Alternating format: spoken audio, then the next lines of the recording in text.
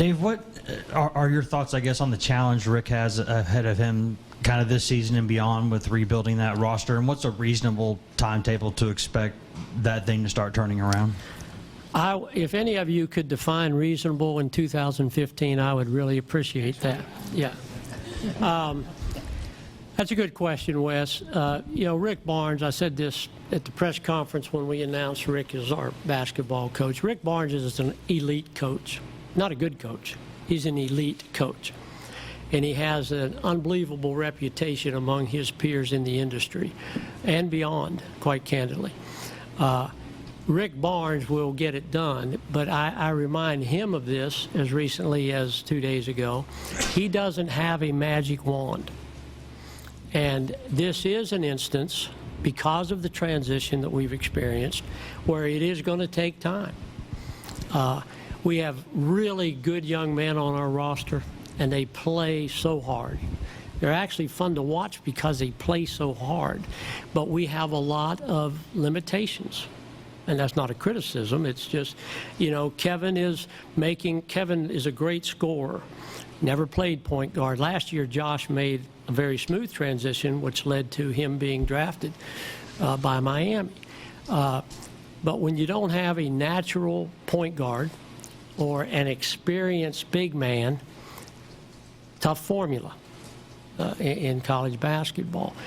But these young men will play hard. Rick will coach them up to the best of his ability and to the best of a reasonable level. And it'll happen, but it's not an overnight by any stretch of the imagination process for Rick. And I'm sure that Rick is frustrated by that because he too is extremely competitive.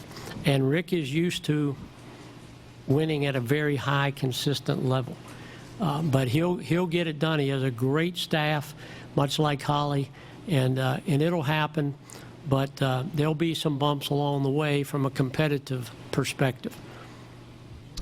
Dave, there was a recent press conference at Pilot about the Battle of Bristol, and it was mentioned that it basically is essentially sold out. And this is thing they've been talking about this for 20 years. Why were you so determined to push this forward and to make this happen? I just thought that it would be a once-in-a-lifetime opportunity for however many people that Jerry Caldwell and the two teams can get into the track. And really want to compliment Jerry and his staff, Logan and others, Mary Beth, people who've worked so hard since we were able to formally bring that to fruition. Again, some of it was driven by what I said earlier, Jimmy, we need in that marketplace.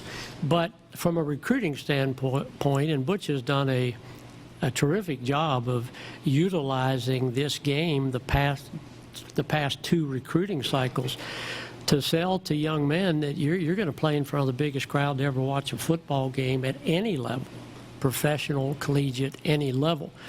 And now that it's really getting close inside of a year, I hear our players talking about that a lot, which is a great sign. They're excited about having that special opportunity to play in that environment in a best-case scenario of 150,000 people plus.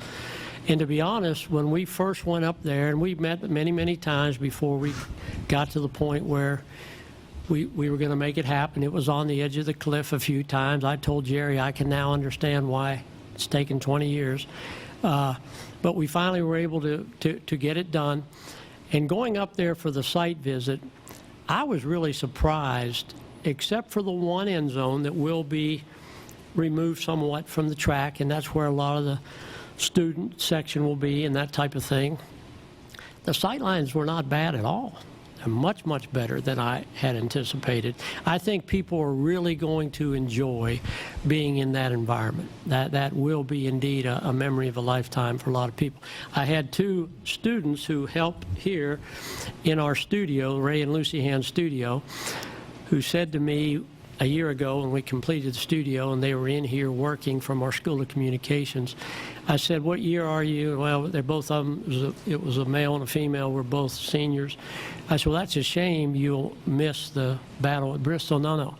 we've got that all worked out, Mr. Hart. We've delayed our graduation. Now, I thought they were being humorous. No, they delayed their graduation. So they'll be at Bristol as on a student ticket. Three more: Heather, John, and Dustin.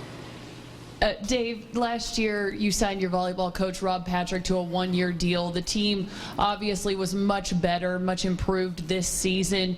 Are you in the midst of negotiating a longer-term deal with Rob at this point? We just announced, I guess last week, Heather, a 2-year contract for Rob. And I think, as I said a year ago, we bounced our volleyball team around for 2.5 years. They really, because once Stokely came down, everyone was displaced. They really didn't have a permanent home. They practiced in Thompson Bowling at times and in Pratt at times and sometimes off campus at high schools. I think the facility was much, much needed, long overdue, and has made a difference, the practice facility. Now, and it's like anything else, Heather, you played the sport. We got to recruit some more Heather Harrington, some dominant volleyball players. Okay, we got to recruit better players than you were to turn that corner. But I'm pleased with the direction of our program.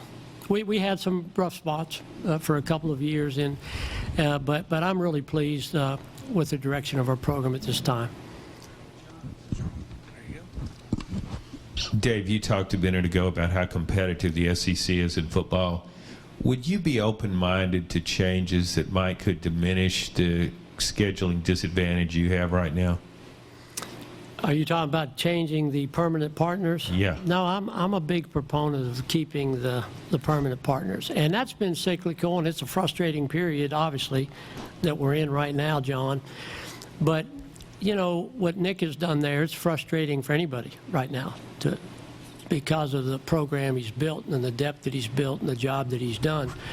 But, we had a chance to win that game this year. I mean, we're getting better and better, and there'll come a time when that worm will turn as well. But I feel very strong, John, and I was in a distinct minority.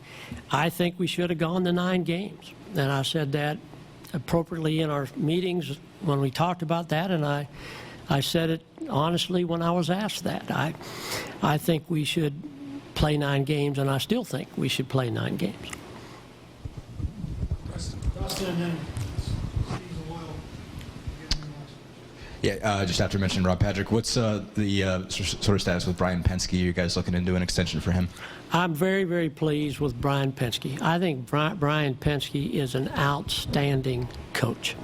And I think he's an outstanding recruiter, and he's proving that. We've had back-to-back now great recruiting classes. He's a great person to be around.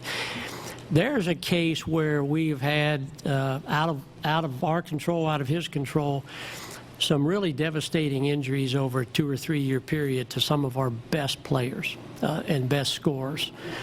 So that's just something you deal with and you move forward. But there'll come a time when our soccer program is a player champion at the championship level. I believe not only in the SEC but at the national level. He's done it before, and he'll do it here.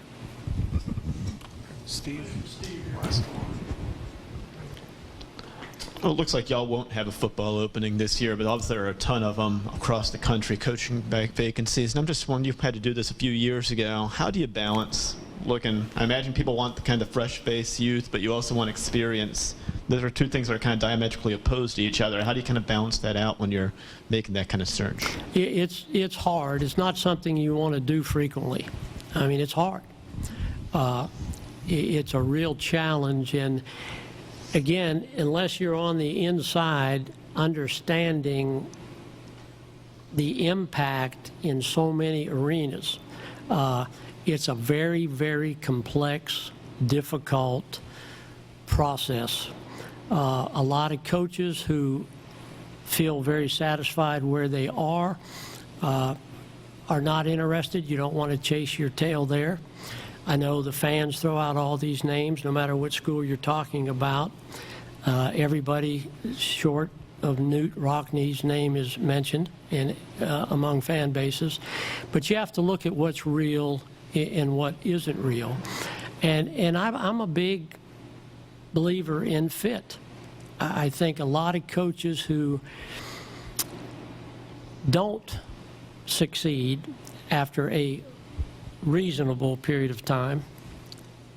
See, he won't look up at me. He knows he asked that question. But a lot of coaches who don't succeed, in some cases, they just weren't good fits. They're not bad coaches.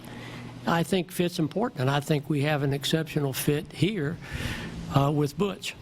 So it's a very difficult process, Steve. And, yeah, I think before the smoke clears and the dominoes have all fallen, we could have as many as 30. The carousel could have 30 people on it this year. Very, very heavy year for turnover. That's Tennessee Athletic Director Dave Hart. Coming up, we have Butch Jones, where the Vols are headed bowling. They do know that much. Will it be the Outback Bowl in Tampa, Belk Bowl in Charlotte, or another matchup? Butch Jones reviews the 2015 season and looks ahead to the upcoming bowl matchup. That's next here on SportsLine on News Channel 5+.